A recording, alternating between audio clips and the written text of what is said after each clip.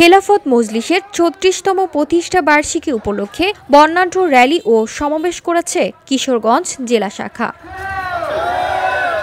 শনিবার বেলা ১১টায় জেলা শহরের শহীদ আরমান রোড থেকে র্যালিটি শুরু হয়ে স্টেশন রোড, মডেল রোড, কালীবাড়ি রোড, আখড়া বাজার, ইশাখা রোড, গৌরাঙ্গ বাজার হয়ে শহীদ মসজিদের সামনে প্রতিষ্ঠা বার্ষিকী সমাবেশে মিলিত হয়। কিশোরগঞ্জ জেলা খেলাফত মজলিসের সহসভাপতি মোহাম্মদ মুজিবুর রহমানের সভাপতিত্বে অনুষ্ঠিত সমাবেশে বক্তব্য রাখেন সংগঠনের সাবেক জেলা সভাপতি ও দলের মনোনীত কিশোরগঞ্জ ১ সদর হোসেনপুর আসনের সংসদ সদস্য পদপ্রার্থী শাইখুল হাদিস প্রিন্সিপাল মাওলানা হিফজুর রহমান খান, জেলা শাখার সহসভাপতি আলহাজ মাওলানা আবুল কাশেম, জেলা সাধারণ সম্পাদক হাফেজ মাওলানা এমদাদুল্লাহ,